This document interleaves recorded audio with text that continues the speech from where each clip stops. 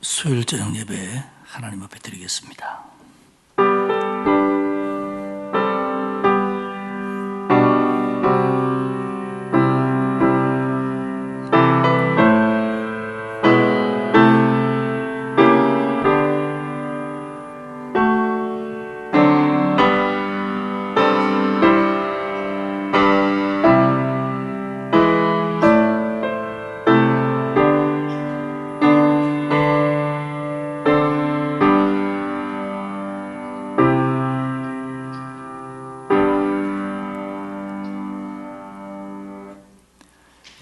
예배 후 3일 동안도 우리들을 지켜주시고 오늘도 수요일 저녁 맞이해서 하나님 앞에 예배케 하시니 고맙습니다.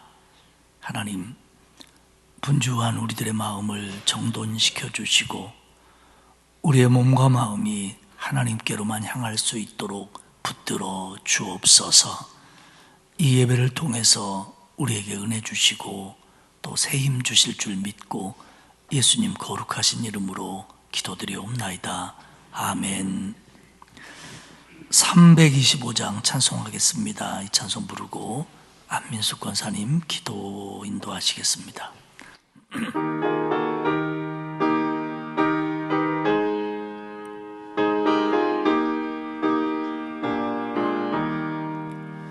예수가 함께 계시니 시험이 오나 겁없네. 기쁨의 근원 되시는 예수를 위해 삽시다. 날마다 주를 섬기며 언제나 주를 기리고 그 사랑 안에 살면서 딴 길로 가지 맙시다. 이 세상 사는 동안에 주 이름 전파하면서 무한한 복락 주시는 예수를 위해 삽시다. 날마다 주를 섬기며 언제나 주를 기리고 그 사랑 안에 살면서 딴 길로 가지 맙시다. 이 세상 친구 없어도 예수는 나의 친구니 불의한 일을 버리고 예수를 위해 삽시다. 날마다 주를 섬기며 언제나 주를 기리고 그 사랑 안에 살면서 딴 길로 가지 맙시다. 주께서 심판하실 때 잘했다 칭찬하리니 이러한 상급 받도록 예수를 위해 삽시다. 날마다 주를 섬기며 언제나 주를 기리고 그 사랑 안에 살면서 딴 길로 가지 맙시다. 기도드리겠습니다. 사랑과 은혜가 풍성하신 하나님 아버지, 아름다운 가을 하늘과 풍성한 열매를 주신 하나님께 감사와 찬양과 영광을 올려드립니다. 지난 3일 동안도 주님께서 인도하시고 보호하시고 지켜주셔서 이 시간 주님 전에 나와 예배드릴 수 있음에 감사드립니다. 한 해를 뒤돌아보니 모든 것이 하나님의 그 크신 사랑과 은혜였음을 고백합니다. 우리의 나약함과 부족함을 아시고 늘 채워주시는 하나님께 감사드립니다. 우리의 삶에 늘 감사와 기쁨이 넘치게 하옵시고 받은 은혜를 흘려보내는 축복의 통로가 되게 하옵소서. 은혜의 하나님, 지금까지 하나님께서 잘 인도해 주셔서 내일 수능을 보는 우리 자녀들에게 건강과 평안을 주시고 긴장하여 실수하는 일이 없도록 붙들어 주옵소서. 주님 주신 지혜와 명철을 허락하사 좋은 결과 얻도록 도와주시옵소서. 아멘. 때를 따라 도와주시는 하나님의 손길을 시간마다 경험하게 하시옵고 살아계시고 역사하시는 하나님께 모든 영광 돌리는 믿음의 자녀들이 다 되게 하옵소서. 아멘. 어려운 시기에 해외에서 사역하시는 선교사님들의 영과 육을 강건하게 하시며 필요를 채워주시며 안전하게 지켜주시옵소서. 그 땅에 하나님의 교회들이 든든하게 세워가게 하시옵소서. 육체의 질병과 마음의 아픔으로 고통당하는 성도들과 가족들에게 힘주시고 치료에 하나님께서 치유하여 주시고 깨끗게 고쳐주시기 원합니다. 이전보다 더 건강한 모습으로 함께 예배드릴 수 있도록 인도하여 주옵소서. 아멘. 주님이 세우신 강서교회가 하나님이 기뻐하시는 영혼 구원의 사명을 잘 감당하게 하시고 더 많은 영혼들이 하나님께 돌아오는 역사가 있게 하옵소서. 아멘. 좋은 사람 좋은 교회 공동체로 주 안에서 서로 사랑하며 섬기며 하나 되게 하시고 하나님이 맡겨주신 직분들을 충성되이 잘 감당하게 하옵소서. 성도님들의 가정마다 범사가 잘 되고 강건케 하시며 복의 복을 더하사 형통하게 하여 주시옵소서. 기 있으시는 담임 목사님, 부목사님, 전도사님들께 성령의 기름을 부어주시고 영육간의 강건함을 주시옵소서. 교회를 이끄시고 성도님들을 보살피는 데 부족함 없이 날마다 세임과 능력으로 덧입혀 주시옵소서. 이 시간 하나님의 말씀을 증거하시는 담임 목사님께 성령의 능력으로 붙들어 주시고 선포되어지는 생명의 말씀을 통해 우리의 영이 회복되며 말씀에 겸손히 순종하게 하옵소서. 정성과 준비하여 올려드리는 누디아 찬양대의 찬양을 기쁘게 받아주옵시고 은혜의 시간 되게 하옵소서. 우리의 기도를 들으시고 응답하실 줄 믿고 감사드리며 길이요 진리요 생명이신 예수 그리스도 이름으로 기도드립니다. 아멘.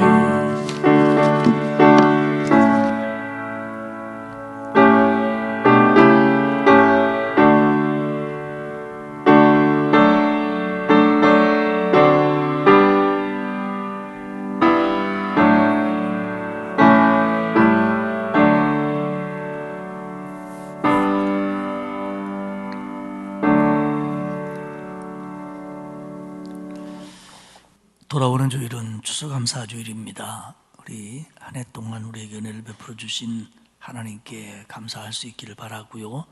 오후 예배에는 특별히 교회 창립 50주년 기념 추수감사 주일 음악회가 있습니다.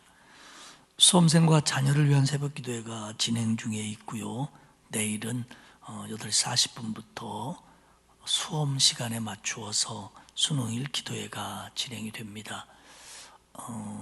자녀를 둔 수험생 자녀를 둔 가족들은 물론이며 성도들 나오셔서 하루 종일도 좋고 반나절도 좋고 한 시간도 좋고 함께 기도해 주시기를 바랍니다. 온라인으로도 송출될 예정입니다. 하나님의 말씀 열왕기상 21장입니다. 열왕기상 21장 1절에서 16절 말씀까지만 봉독하도록 하겠습니다.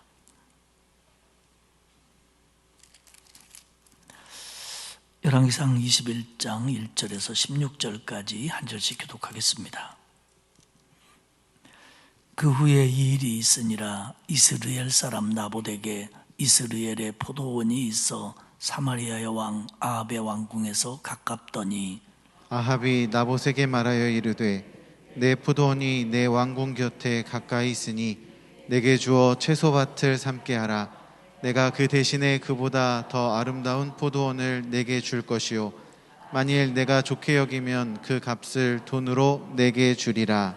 나봇이 아합에게 말하되 내 조상의 유산을 왕에게 주기를 여호와께서 금하실지로다 하니 이스라엘 사람 나봇이 아합에게 대답하여 이르기를 내 조상의 유산 왕에게 줄 수 없다 하므로 아합이 근심하고 답답하여 왕궁으로 돌아와 침상에 누워 얼굴을 돌리고 식사를 아니하니 그의 아내 이세벨이 그에게 나와 이르되 왕의 마음에 무엇을 근심하여 식사를 아니하나이까. 왕이 그에게 이르되 내가 이스라엘 사람 나봇에게 말하여 이르기를 내 포도원을 내게 주되 돈으로 바꾸거나 만일 내가 좋아하면 내가 그 대신에 포도원을 내게 주리라 한즉 그가 대답하기를 내가 내 포도원을 내게 주지 아니하겠노라 하기 때문이로다. 그의 아내 이세벨이 그에게 이르되 왕이 지금 이스라엘 나라를 다스리시나이까. 일어나 식사를 하시고 마음을 즐겁게 하소서. 내가 이스라엘 사람 나봇의 포도원을 왕께 드리리이다 하고 아합의 이름으로 편지들을 쓰고 그 인을 치고 봉하여 그의 성읍에서 나봇과 함께 사는 장로와 귀족들에게 보내니 그 편지 사연에 이르기를 금식을 선포하고 나봇을 백성 가운데 높이 앉힌 후에 불량자 두 사람을 그의 앞에 마주 앉히고 그에게 대하여 증거하기를 내가 하나님과 왕을 저주하였다 하게 하고 곧 그를 끌고 나가서 돌로 쳐 죽이라 하였더라. 그의 성읍 사람 곧 그의 성읍에 사는 장로와 귀족들이 이세벨의 지시 곧 그가 자기들에게 보낸 편지에 쓴 대로 하여 금식을 선포하고 나봇을 백성 가운데 높이 앉히매 때에 불량자 두 사람이 들어와 그의 앞에 앉고 백성 앞에서 나봇에 대하여 증언하여 이르기를 나봇이 하나님과 왕을 저주하였다 하며 무리가 그를 성읍 밖으로 끌고 나가서 돌로 쳐 죽이고 이세벨에게 통보하기를 나봇이 돌에 맞아 죽었나이다 하니 이세벨이 나봇이 돌에 맞았다 죽었다 함을 듣고 이세벨이 아합에게 이르되 일어나 그 이스라엘 사람 나봇이 돈으로 바꿔주기를 싫어하던 나봇의 포도원을 차지하소서. 나봇이 살아있지 아니하고 죽었나이다. 아합은 나봇이 죽었다 함을 듣고 곧 일어나 이스라엘 사람 나봇의 포도원을 차지하러 그리로 내려갔더라. 아멘. 아멘. 누디아 찬양대가 하나님 앞에 찬양을 드리겠습니다.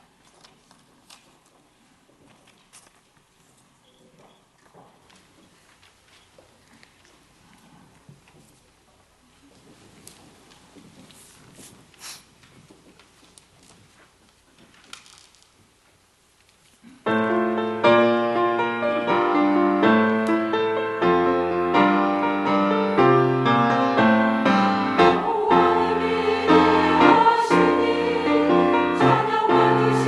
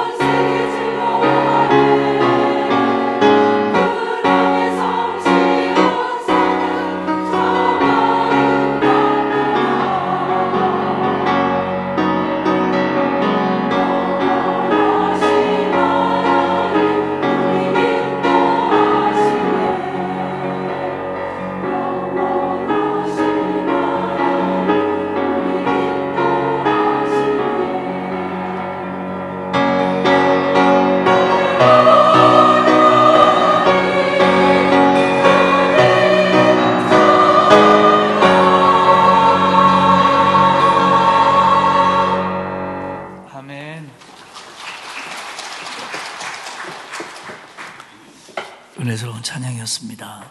제가 보니까 막 찬양하시면서 그 박자를 맞추려고 옆에서 보면 마치 신인 하신 분들처럼 막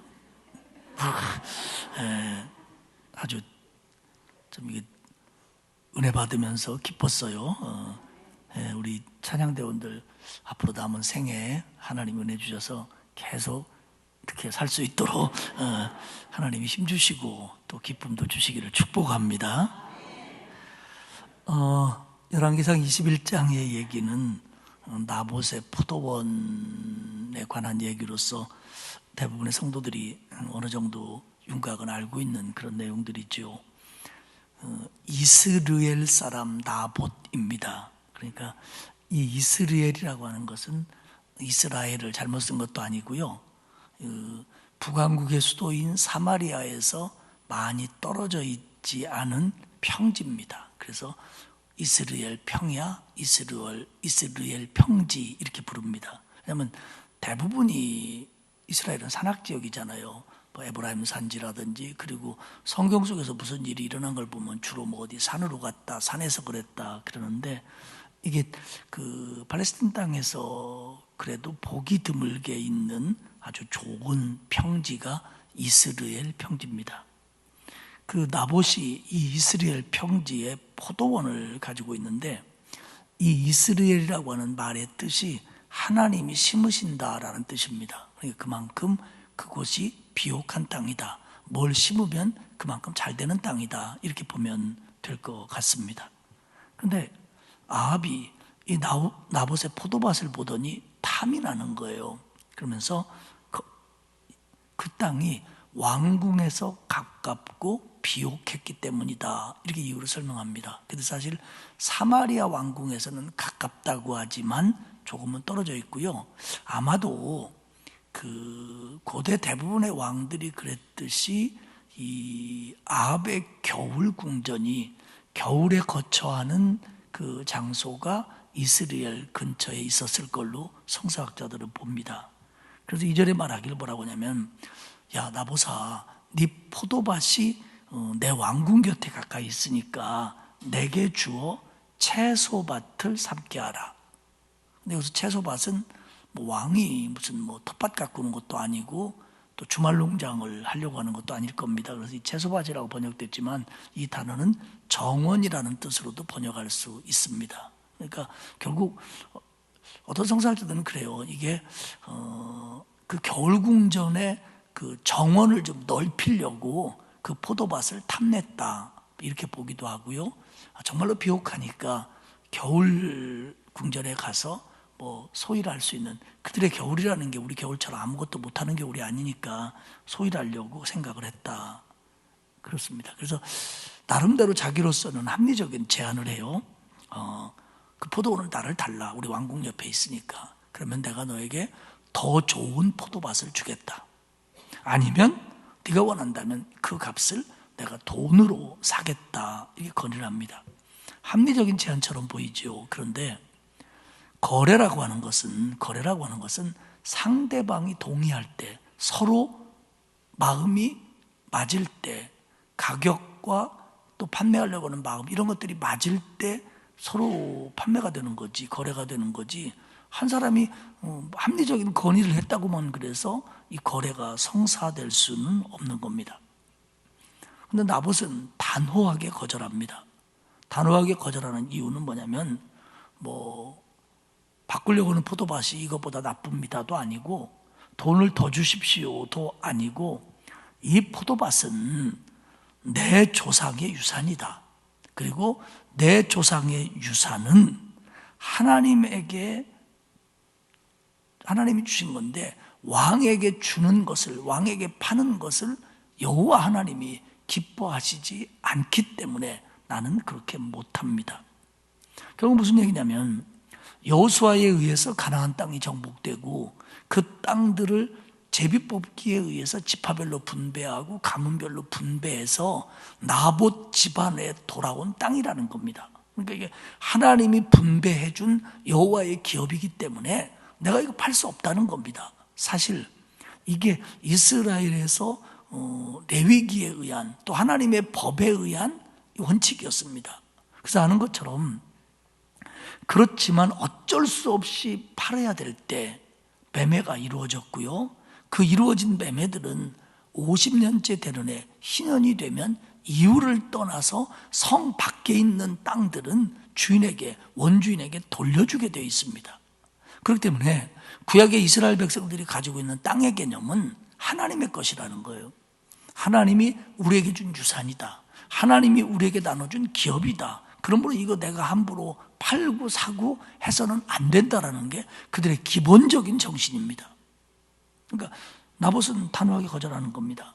나 이거 하나님이 우리에게 주신 땅이고 우리 조상들이 물려준 유산이기 때문에 나 이거 왕에게 줄 수 없습니다.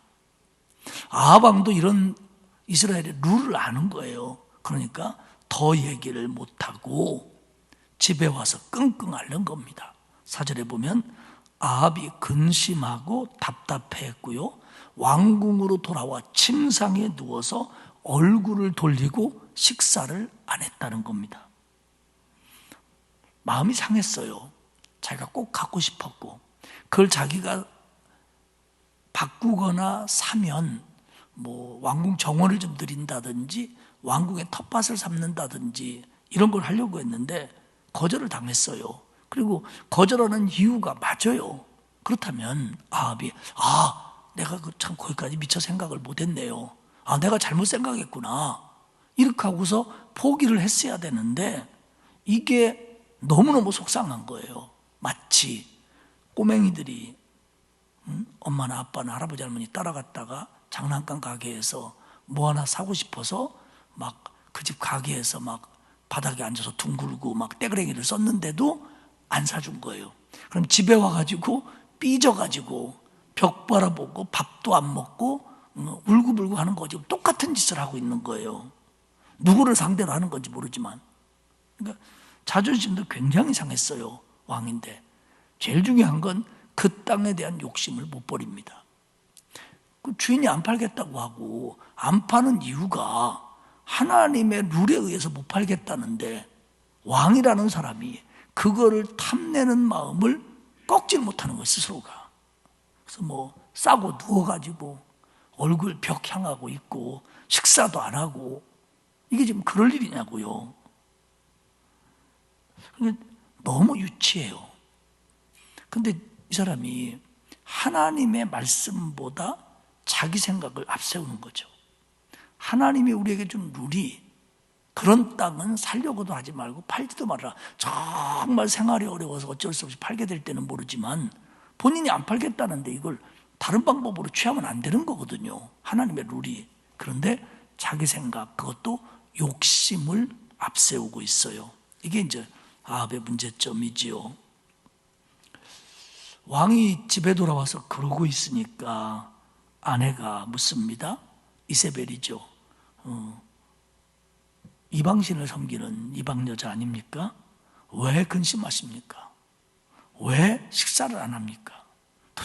또 아합 왕이 또 애기처럼 쭉 얘기를 하는 거예요. 내가 이스라엘 평지를 갔더니 나봇이 가지고 있는 포도원이 참 좋더라. 그거 내가 갖고 싶었다. 우리 정원을 만들든지 텃밭을 만들든지 하려고 내가 그냥 달라고 한 것도 아니고 더 좋은 포도원을 준다고 그랬고 내가 그냥 뺏으려고 한 것도 아니고 돈을 주고 살려고 했는데 그놈의 새끼, 그 사람이 그냥 내가 6절 하반절에 뭐라고 했냐면 이렇게 해요. 그가 말하기를 내가 내 포도원을 너에게 주지 아니하겠노라 했기 때문이다. 그러니까 보면요, 나봇이 왕이요, 내가 이 땅이 우리 조상의 유산이기 때문에, 우리 조상의 유산이라고 하는 말의 의미는 하나님이 주신 땅이라는 의미입니다. 그러니까 이게 하나님이 주신 땅이기 때문에 왕에게 주는 걸 하나님이 원치 않으실 겁니다. 이 얘기를 했다는 걸 쏙 빼요. 물론 왕이 이 얘기를 했어도 그 이방 여자인 이세벨은 그런 룰을 우습게 알았을 겁니다. 그거 얘기했다고 해도 이세벨의 태도가 달라지지는 않았을 거예요. 그러나 적어도 이 문제를 설명함에 있어서 아합은 이세벨이 나봇이 왜 이걸 안 팔려고 했는지 왜 왕에게 대토하지 않으려고 했는지에 대한 이유는 분명히 밝혔어야 돼요. 나봇에게는 나봇의 입장이 있었단 말이에요. 신앙적인 입장이. 그런데 아합은 이 말을 고의적으로 빼버려요. 왜? 자기가 그 땅을 갖고 싶어하는 걸 합리화하기 위해서입니다. 사랑하는 여러분, 분명히 말씀드리지만 아합이 잘 설명했다고 하더라도 하나님을 우습게 여기는 이방 여자인 이세벨이 달라질 건 없어요. 하지만 우리는 배워야 될 게 뭐냐면, 우리가 대화를 하거나 어떤 일을 평가하거나 말할 때 이런 식으로 말할 때가 있어요. 내 입장에서만 얘기하고 나 유리하게만 얘기하고, 그리고 어떤 때는 사실을, 거짓말은 아니지만 사실을 안 밝히거나 아니면 생략하거나 그러면서 우리가 말할 때가 있습니다. 그렇게 되면 사실은 많은 오해가 생길 수 있고요, 또 다른 문제가 커질 수 있다는 겁니다. 이건 저도 여러분들 굉장히 조심해야 될 부분입니다. 저부터도 제가 누구하고 혹시 다퉜다고 했을 때 다툰 얘기를 제 아내에게 옮긴다 그러면 내가 잘못한 얘기는 안 하고 그 사람이 잘못한 얘기만 할 거예요. 그러면 제 아내가 전부 제 편만 들면서 그렇게 나쁜 사람이 어디 있냐고. 그런데 저쪽 얘기 들어보면 그렇게 나쁜 사람이 이 사람일 수도 있다는 거죠. 우리가 이런 식으로 말하는 것을 사실은 우리를 나도 모르게 선호합니다. 왜냐하면 자기 방어 기제도 있고 자기 합리화도 있고 또 내 편에게 응원해 달라는 것도 있고. 근데 이런 것들은 우리가 오늘 성경을 보면서 참 조심해야 될 부분이라는 걸 아셔야 됩니다. 어쨌든 그러니까 이세벨이 왕에게 그러는 거예요. 7절 보면 왕이요, 왕이 지금까지 이스라엘 나라를 다스리시나이까? 무슨 얘기냐면 당신이 왕이에요? 아니, 왕이 그런 일로 걱정합니까? 왕이 그것 하나도 해결 못합니까? 이런 뜻입니다. 아니, 당신 왕이라며. 그런데 포도밭 하나 그것 때문에 이렇게 고민하고 있냐고. 그러면서 뭐라고 하냐면 내가 그 포도밭을 당신의 것 되게 할 테니까 걱정 말고 나 믿고 식사나 하세요. 마음이나 즐겁게 하세요. 세상에 무슨 고민할 일 가지고 고민해야지 왕이 그것 하나 못 구해가지고 이렇게 고민하고 있냐고. 참네. 이러면서 걱정하지 말라는 겁니다. 당신이 왕인데 뭐가 걱정이냐는 거예요. 당신이 그것도 욕심 못 내냐는 거예요. 그러면서 나봇에 있는 그 지방 관리들이죠, 여기 보면 장로와 귀족들에게 비밀 편지를 보냅니다. 근데 이 편지를 왕의 이름으로 보내고요, 왕의 인을 찍었고요, 그리고 봉합니다. 이게 뭐냐면 이게 정식 공문을 만든 거예요. 왕이 보내는 비밀 친서가 된 거예요. 그러니까 왕의 이름으로 써서 왕의 인을 찍고 봉했습니다. 그럼 이건 왕이 보내는 1급 기밀 정도 되는 거지요. 내용이 뭐냐면 9절과 10절을 보면 너네 이스라엘에서 금식을 선포해라. 그리고 거짓 증인 2명을 세워가지고 나봇을 모함해라. 나봇이 하나님과 왕을 저주했다. 그렇게 증언하게 해라.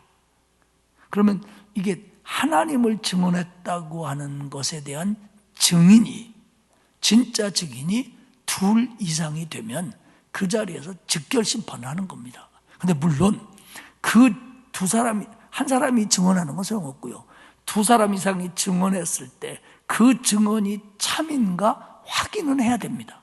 그런데 이들은 그런 절차를 안 거쳐요. 왜? 이거 확인해봤자 자기들이 짠 거니까 거짓이라는 걸 다 알고 있거든요. 그래가지고 음모가 이제 진행이 되는 거죠.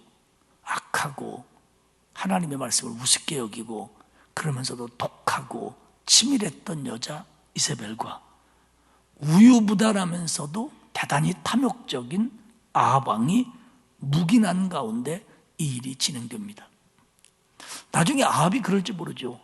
나는 이세벨이 나봇을 죽일 줄 몰랐다, 나는 일이 이렇게 될 줄 몰랐다라고 발뺌할 수도 있을지 모르지만 이런 것들을 법률용어로 미필적 고의라고 합니다. 그러니까 미필적 고의가 뭐냐면 범죄 행위를 자기가 적극적으로 주도했거나 의도는 하지 않았지만 결과의 가능성을 의식하면서 용인한 경우, 묵인한 경우를 미필적 고의라고 그럽니다. 그러니까 예를 들어서 뭐 사람들이 아파트 밑에서 돌아다니는데 뭐 이렇게 뭐 떨어뜨려 갖고 안 보고 떨어뜨려 갖고 나 그 사람 맞을 줄 몰랐대요. 이런 것도 다 그런 데 해당할 수도 있어요. 조금 그게 더 과하지만요. 그러니까 아합은 자기는 나봇을 죽이라고 말한 적도 없고 이세벨이 나봇을 죽이겠다고 한 얘기를 들은 적도 없지만 적어도 아합이 알고 있는 이세벨의 성격, 그 여자의 스타일, 그리고 나봇이 그렇게까지 안 팔겠다고 하는 확고한 거절, 이 문제를 해결할 수 있는 방법은 이세벨이라면 이렇게 할 수밖에 없을 거다라는 걸 아합은 알고 있었을 거라는 거죠. 이걸 묵인하는 거예요. 용인하는 거예요. 가만히 있는 거예요. 아합 알았을 거예요. 나봇 같은 사람한테서 저 포도밭을 뺏을 수 있는 방법은 그거밖에 없다. 그리고 이세벨 스타일이라면 그 짓을 하고도 남을 거다. 아합이 다 알았어요.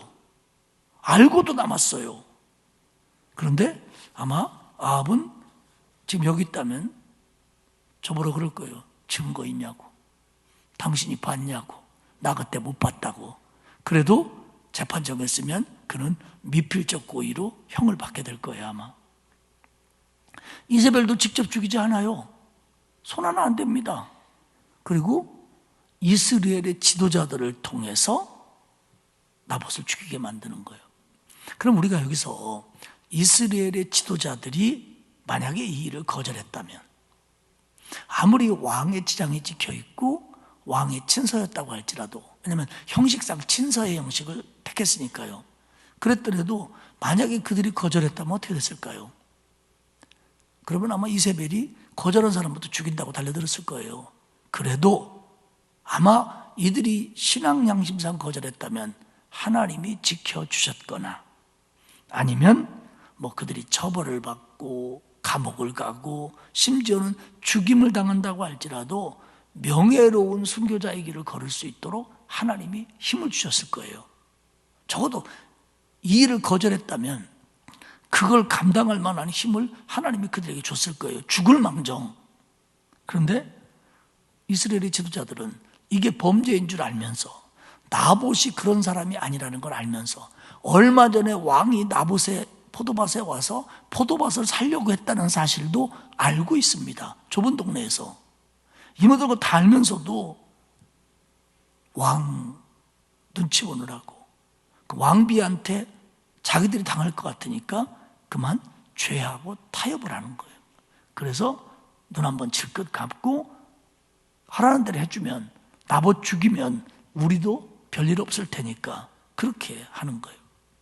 그것도 죽이는 방법이 하나님을 동원하고 이스라엘의 신앙까지 동원해서 죽이려고 하는 거예요. 왜? 그거 아니면 직결 심판을 못하니까.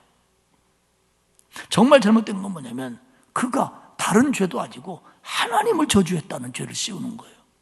하나님과 왕을 저주했다. 그러니까 이거는 뭐냐면 신성모독죄고, 또 어떤 뭐 국가의 뭐 안보를 흔드는 사건이라고 이게 뒤집어 쓰는 거예요. 다른 것도 아니고 이런 그 신성모독이라고 하는, 신앙의 죄라고 하는 프레임을 씌워가지고 나봇을 꼼짝도 못하게 당하게 만들어 버리는 겁니다. 그들은 정말 그런 줄 알고 뭐 나봇이 뭐 대답할 기회도 안 주고 뭐 증인들을 뭐 확인할 기회도 안 주고 막 몰아붙이니까, 지도자들이 다 그러니까, 증인들이 그러니까 그런 줄 알고 결국 나봇을 성읍 밖으로 끌어다가 돌로 쳐 죽입니다. 이게 그 당시 북왕국 이스라엘의 상징적인 모습이에요. 하나님의 말씀을 지키려는 자들이 어려움을 당하고, 하나님의 말씀을 지키지 않는 자들이 득세하고, 그들이 행하는 행동이 마치 정의인 양 실현되고 있는 상황. 이게 아합 왕 때, 이세벨 때 북왕국의 모습입니다. 이세벨이 보고를 받습니다. 나봇이 죽었다고. 그러자 아합 왕에게 가서 뭐라고 하는 줄 알아요? 왕이요, 나봇의 포도원을 차지하소서. 나봇이 죽었나이다. 근데 16절이 더 우리의 마음을 아프게 합니다. 아합은 나봇이 죽었다함을 듣고 곧 일어나. 장난감 안 사준다고 하니까 계속 누워가지고 울고불고 막 떼굴떼굴 둥글고 그러던 애가 사줄게 그러면 씩 웃고 일어나는 것처럼 죽었다함을 듣고 곧 일어나.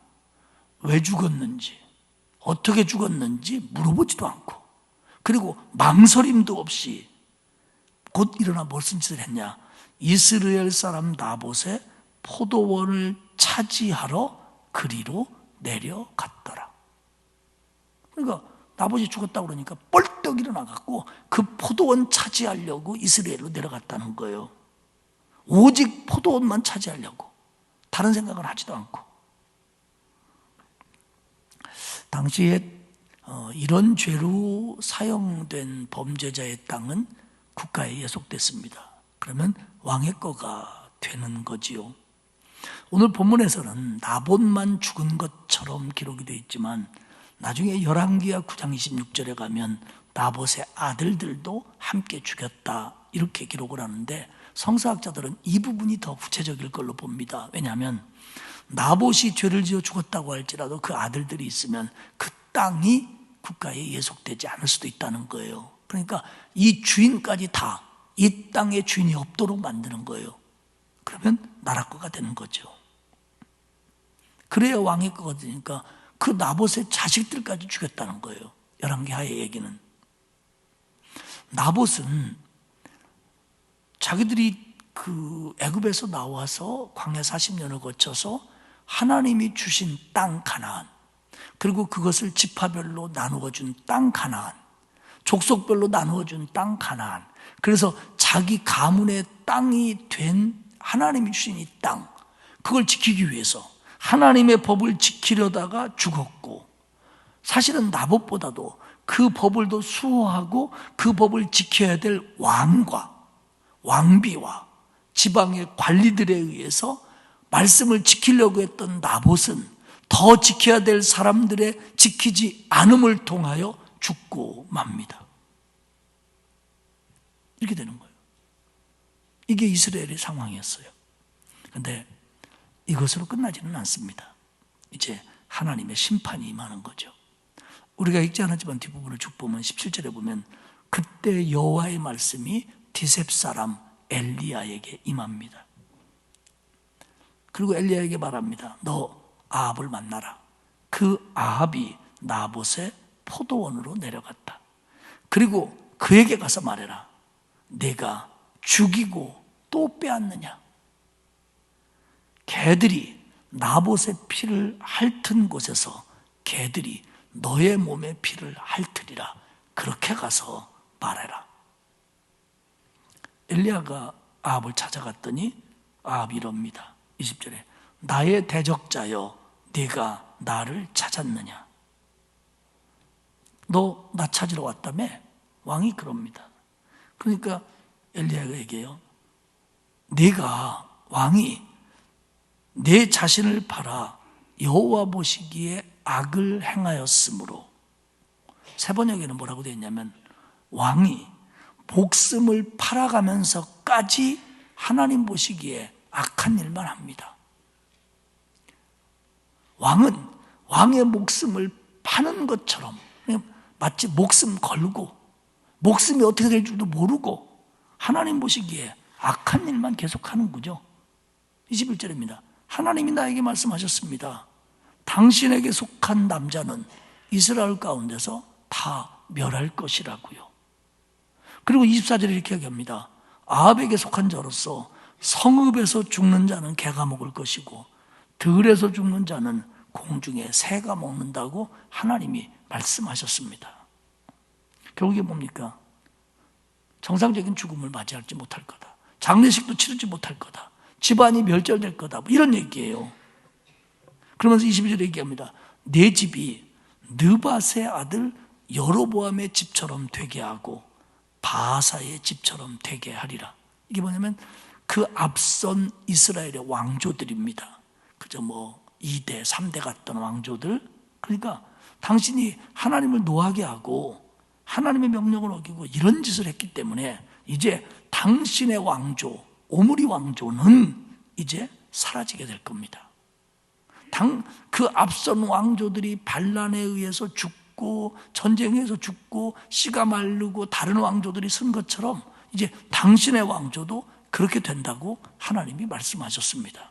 그럼 왜 그러냐면 당신이 목숨 걸고 하나님이 싫어하는 일만 하기 때문입니다. 그러면서 23절에 얘기합니다. 개들이 이스라엘 성읍 곁에서 이세벨을 먹을 겁니다. 비참한 죽음을 맞이할 겁니다. 가족들이 다. 그럼 다시 얘기하죠. 아합과 같이 그 자신을 팔아 여호와 앞에서 악을 행한 자가 없었다. 지금까지 전에도 막 왕들이 수준 안 되는 왕들이 많았는데 아합처럼 자기 목숨을 걸고 이렇게 하나님 앞에서 악을 행한 자는 없었다는 거예요. 본인은 몰랐지만. 그리고 그렇게 된 이유는 25절에 하면 아내의 충동질을 따라했고 여호와께서 쫓아내신 그 가나안 땅에 있었던 아모리 사람들처럼 우상을 숭배하여 심히 가증한 일을 행했기 때문이다. 결국 당신은 아내가 충동질한 것에 따라서 이렇게 역대의 잘못한 사람을 못 봤습니다. 당신은 이렇게 된 잘못이 우상 숭배를 하고 가증한 생각을 가지고 있는 데서부터 하나님을 우습게 여기는 데서부터 나온 짓입니다. 그렇게 엘리야가 지적을 합니다. 그랬더니요 27절에 보면 아합이 하나님의 말씀에 반응을 보여요. 이 부분을 이제 아합이 회개한 걸로 봐야 되느냐 아니면 아합이 근신하고 겸허해진 것으로 보는 게 맞지 않냐 이렇게 생각들을 합니다. 보면 아합이 듣고 옷을 찢고 굵은 배로 몸을 동이고 금식하고 굵은 배에 누우며 풀이 죽어 다니더라. 풀이 죽어 다니더라. 그러니까 나름대로 이제 근신을 하는 거예요. 하나님 이렇게 벌을 내린다니까. 그때 하나님 말씀하셔 29절에 그가 아합이 내 앞에서 겸비함으로 내가 재앙을 저의 시대에는 내리지 아니하고 그 아들 시대에 내릴 것이다. 우리는 이제 여기서 의문을 좀 가져요. 뭐 금식하고 뭐 배를 동이고 또 뭐 옷을 찢고 한 거면 회개 아니냐? 그러면 회개다, 회개 아니다. 회개를 했다면 하나님이 용서해 주셨어야 되는 거 아니냐? 재앙을 안 내리셨어야 되는 거 아니냐? 뭐 이런 이제 우리는 의문점과 나름대로 궁금증을 갖지요. 근데 분명한 것은 하나님께서 아합을 그렇게 멸하시려다가 한 세대를 연기해 주는 건 사실입니다. 근데 우리가 성경에서 이런 내용들을 보면서 또 비슷한 내용들을 보면서 우리가 먼저 잊지 말아야 될 건 뭐냐면 하나님이 용서하시는 방법이나 용서의 내용은 그건 하나님께 속한 겁니다. 하나님이 아합의 행동을 어떻게 받아들였는지, 물론 그가 내 앞에서 겸비했다, 회개하고는 좀 다른 뉘앙스를 가진 단어입니다. 겸비했다라고 인정을 했어요. 그래서 그 인정하신 만큼 하나님이 이 방법으로 나름대로 은혜를 내리시는데 우리가 아니 하나님이라면 아합의 경우 뭐 살려줬어야 되는 거 아니야? 이런 마음을 우리가 갖는 건 이건 우리의 오만입니다, 여러분. 왜냐하면 그건 하나님 소관이에요. 그거는 나의 경우도 마찬가지입니다. 내가 하나님 앞에 회개를 한다고 할지라도 그거에 대해서 용서하시는 방법이나 용서의 내용은 하나님께 속한 거지. 하나님, 내가 회개했는데, 내가 잘못한 줄 알았는데 왜 하나님 나를 용서하지 않습니까? 라고 말할 수 있는 권한은 우리에게 없다는 겁니다. 이게 하나님과 우리 사이에 분명한 선이에요. 그렇기 때문에 여러분, 우리가 잊지 말아야 될 건 뭐냐면 하나님 앞에서 내가 해야 될 일은 내가 하는 거고, 그거에 대한 하나님의 응답이나 반응이나 내용은 하나님께 맡기는 거고, 하나님이 어떻게 하시든 이해가 다 흥분하네. 언제 하시든 그건 하나님 소관이에요. 근데 가끔 신앙적으로 갈등을 느끼고 실족하고 그 테두리 안에서 헤매는 사람들의 모습을 보면요, 하나님의 속한 것까지 내 맘대로 결정하는 거예요. 내 생각대로 그걸 규정하려고 하는 거예요. 내가 볼 때는 하나님이 좀 이상해. 왜 아합을 용서하지 않으셨지? 이런 식의 생각은 우리에게서는 절대적인 교만입니다.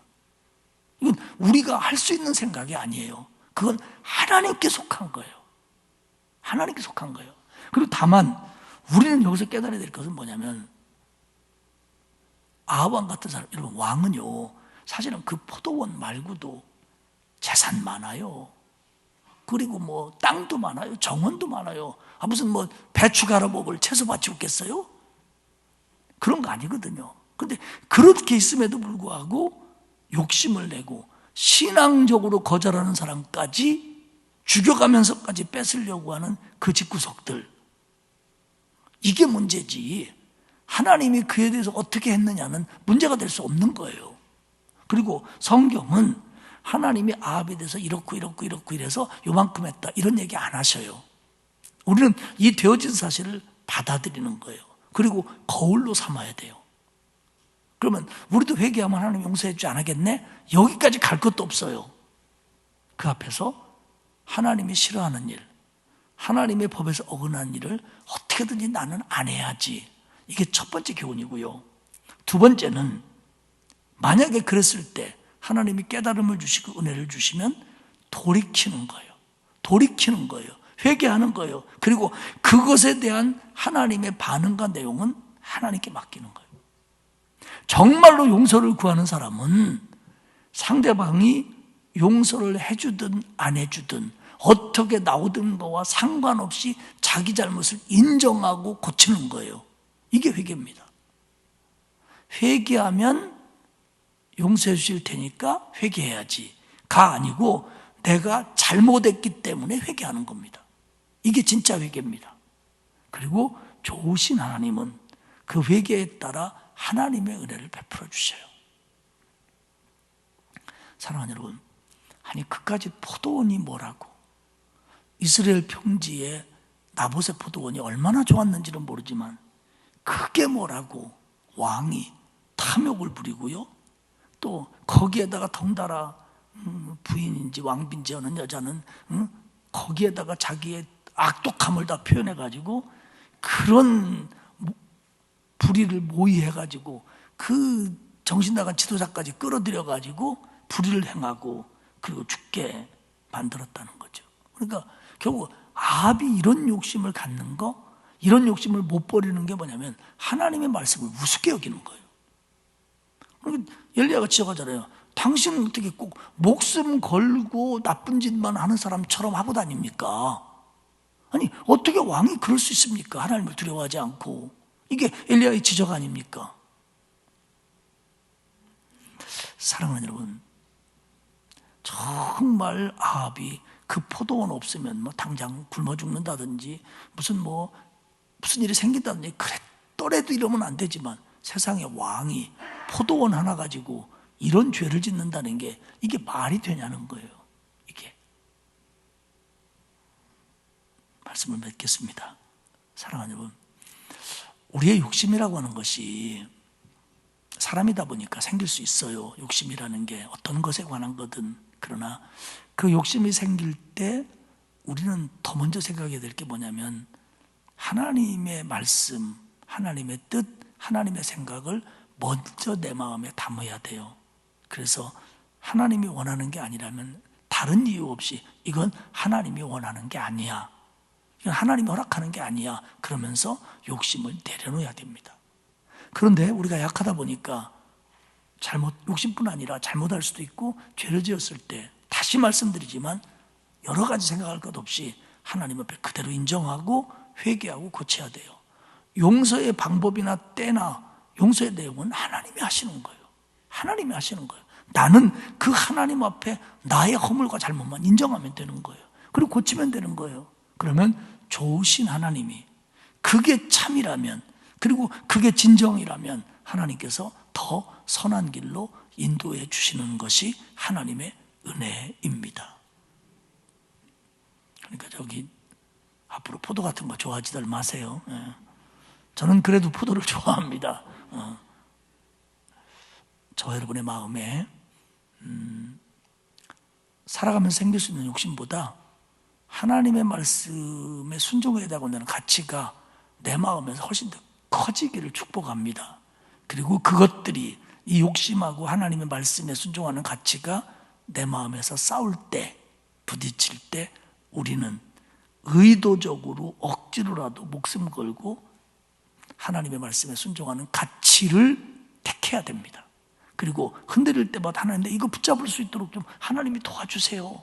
그런 마음을 가지면 우리에게도 유혹도 오고, 우리에게도 욕심도 오고, 우리에게도 시험이 생길 수 있지만 그때마다 하나님이 주시는 도움으로 하나님 편에 설 수 있을 줄 믿습니다. 그런 은혜가 저와 여러분에게 있기를 주님의 이름으로 축복합니다. 기도하겠습니다.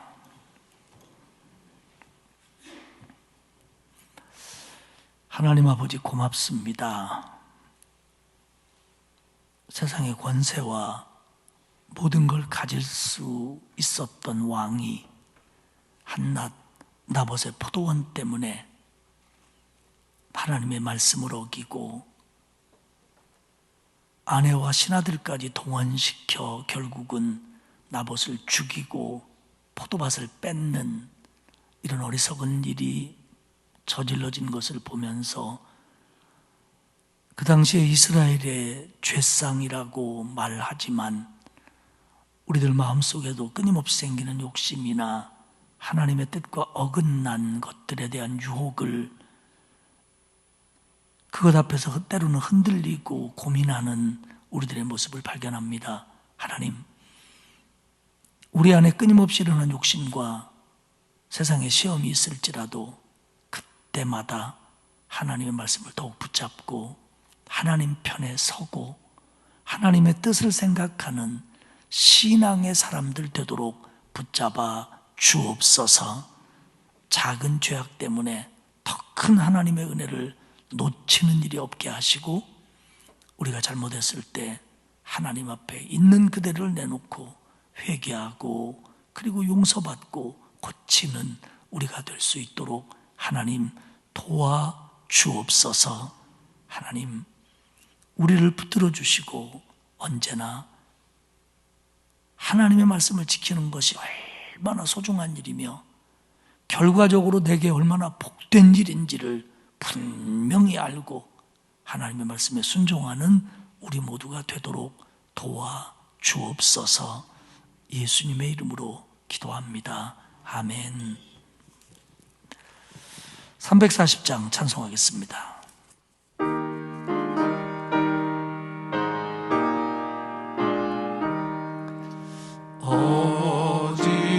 어지러운 세상 중에 기쁜 소리 들리네. 예수 말씀하시기를 믿는 자여 따르라. 세상 얻된 신과 영화 모두 내어버렸네. 예수 친히 하신 말씀 날 더 귀히 여겨라. 기쁠 때나 슬픈 때나 바쁜 때나 틈날 때 예수 친히 하신 말씀 날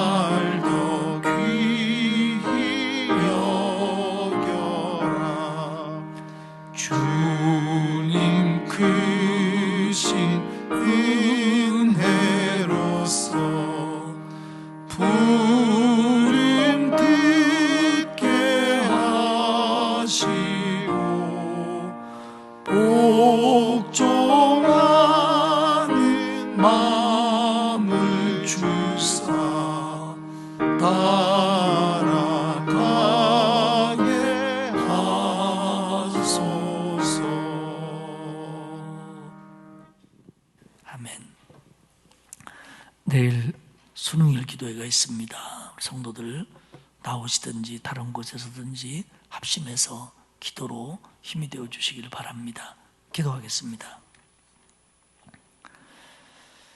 하나님 고맙습니다. 저희들을 구원하셔서 하나님의 자녀 되게 하시고 광야같이 험한 세상에서도 하나님의 인도하심을 따라 주의 말씀 붙잡고 살게 하시니 고맙습니다. 하지만 하나님의 말씀으로부터 우리를 떨어지게 하려고 하는 사탄의 괴계, 유혹, 환난 등에게 지지 않을 수 있도록 하나님 우리를 더 말씀으로 무장시켜 주옵소서.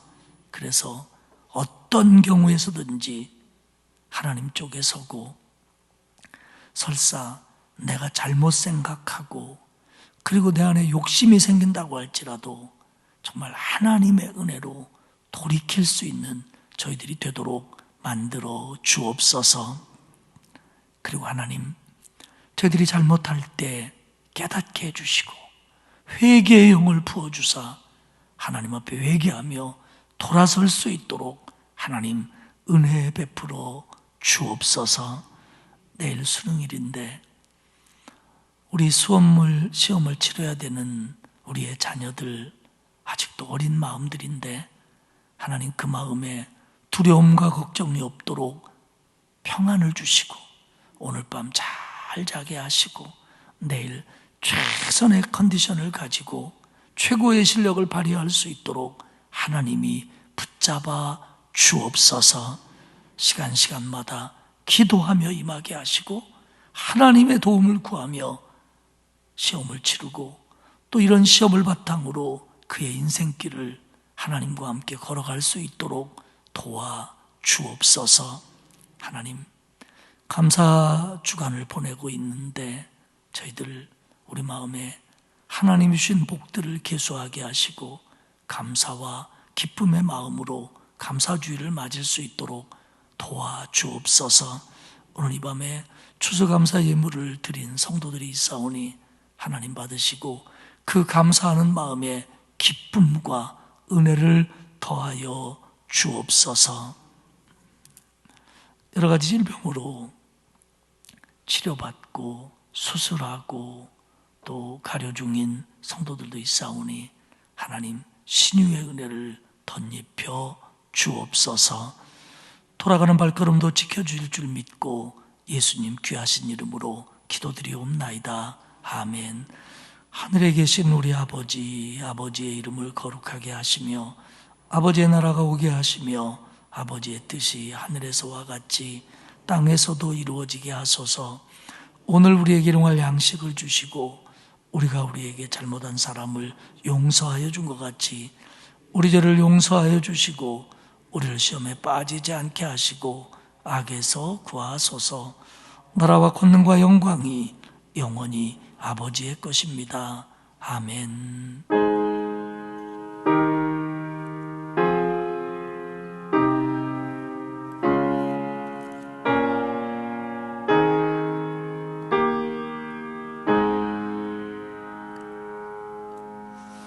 주신 말씀 붙들고 다 같이 하는 손으로 기도하겠습니다.